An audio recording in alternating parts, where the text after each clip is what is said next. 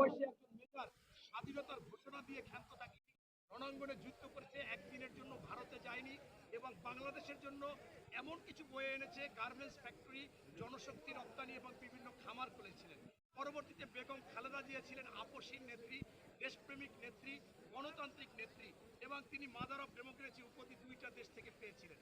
এবং পাশাপাশি তিনি যত ভাতা, এই মুক্তিযোদ্ধা ভাতা, বিধবা ভাতা, বয়স্ক ভাতা, প্রতিবন্ধী ভাতা এবং মুক্তিযোদ্ধা মন্ত্রণালয় করেছিলেন এবং মেয়েদেরকে বৃত্তি দিয়ে তাদেরকে শিক্ষার জন্য তাদেরকে অগ্রসর করতে চেয়েছিলেন। এই যে বিভিন্ন সময় বিভিন্ন অবদান, অন্য একজনে ৮৬ সালে নির্বাচনে গিয়ে জামাত এবং আওয়ামী লীগ জাতীয় বেঈমান হয়েছিল, অথচ আমাদের নেত্রী আপসীন ছিলেন।